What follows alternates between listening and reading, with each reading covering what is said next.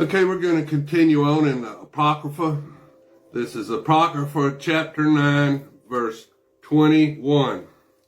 And the descendants of Immer, Hanani, and Zebediah, and Manasseh, and Shemaiah, and Jael, and Azariah, and the descendants of Pashur, Elaniah, Maaseiah, Ishmael, and Nathaniel, and Gedaliah, and Elisha, and the Levites, Jozabad, and Shimei, and Keliah, who was Kela, Tita, and Pethahatha, and Judah, and Jonah, and of the sacred singers, Elishab, and Zechur, of the porters, Shallum, and Telem, of Israel, of the descendants of Perush, Ramiah, Uzziah, Malchijah, Majiam, Eleazar,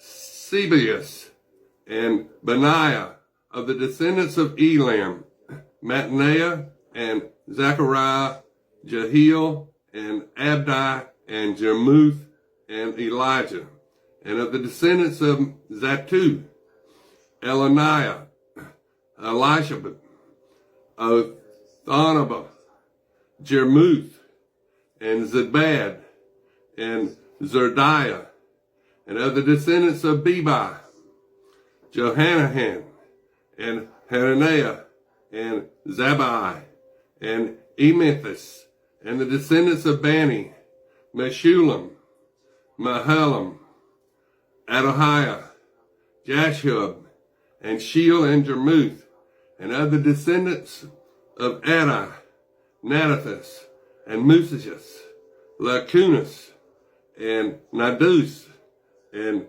Beth Caspirums, and Sethel, and Baal-Nus, and Manasseh, and the descendants of Anan, Elanus, and Asaias, and Melchus, and Sabias, and Simon Chomachus, and of the descendants of Hashem, Mattaniah, and Zabad, and Eliphath, and Manasseh, and Shimei, and of the descendants of Bani, Jeremiah, Medaiah, Amram, Joel, and Mamdi, and Bediah, and Benaiah, Karabashan, and Elishab, and Machanadibiah, and Elias, Binuni,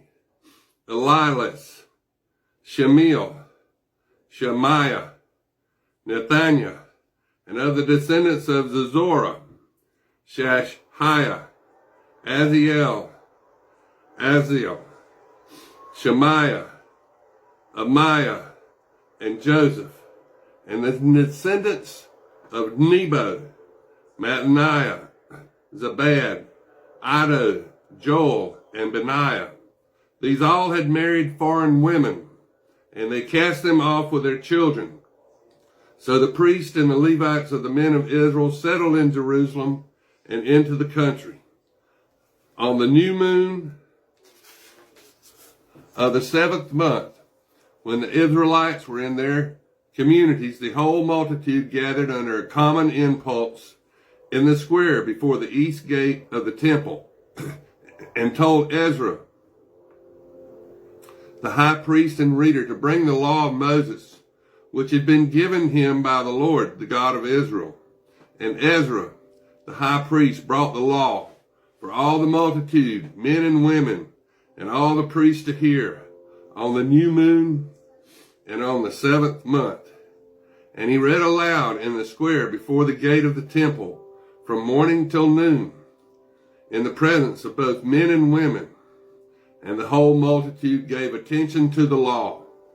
And Ezra, the priest, and the reader of the law stood in the wooden pulpit which had been prepared. And beside him stood Mattaniah, Shemaiah, Ananiah, Azariah, Uriah, Hezekiah, and Balsamus. At his right and on his left, Pedaiah, Mishael, Malchijah, Abusabus, Nababirah, and Zechariah. Then Ezra took up the book of the law before the multitude, for he was seated in a conspicuous place before them all. And when he opened the law, they all stood up. And Ezra blessed the Lord, the Most High God, and the God of hosts, the Almighty. And the multitude shouted, Amen. And they lifted up their hands and fell on the ground and worshiped the Lord. Jeshua and Anuth and Sherebiah, Jamin, Akab, Shebathah, Hodiah, Messiah, and Kelita, Azariah, and Jozabad, Hanan, Pelaiah, and the Levites taught the law of the Lord and read the law of the Lord to the multitude, putting life into the reading. Then the governor said to Ezra the high priest and a reader, and to the Levites who were teaching the multitude, to all, This day is sacred to the Lord. And they were all weeping as they heard the law. So go and eat the fat and drink the sweet, and send portions to those who have none. For the day is sacred to the Lord. Do not mourn, for the Lord will honor you. And the Levites commanded all the people, saying, This day is sacred. Do not mourn. And they all went off to eat and drink and enjoy themselves, and to give portions to those who had none, and to hold a great celebration, for they had been inspired by the words which they had been taught, and for which they had come together. Now that's the first book of Esdras, Ezra the priest. Now this is the second book of Esdras. Where the book preceding is called Third Esdras, this book is number 4 Esdras, frequently is given the more descriptive title of Ezra Apocalypse, like Revelation.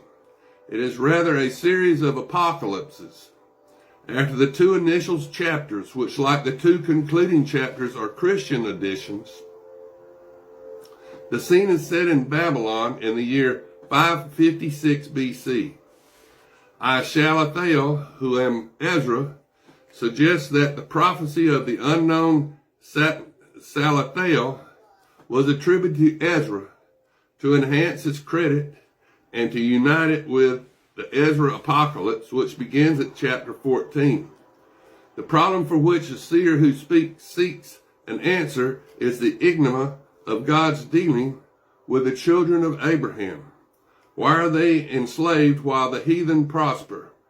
The reply, delivered by an angel and in a series of dream visions, is a lofty justification of the ways of God to man. In chapters 7 through 9, the seer receives answers to his questions on the resurrection of the dead, the last judgment, the Messianic age, and why so few are to be saved. A mourning woman who disappears and gives place to a magnificent city symbolizes the past and the future of Jerusalem. The vision of the eagle in chapters 11 and 12 prophesies the destruction of Rome, which was expected as in Revelations, with the death of Nero. The confusion in the picture is due to alterations which became necessary to account for the imperial succession after Nero. The final chapter of the original tells how Ezra, after drinking from a cup divinely provided, was enabled to recall and dictate to Ahasuerus not only the law and through the prophets and the writings, also 70 outside books. Even the portions of Second Ezra were not obviously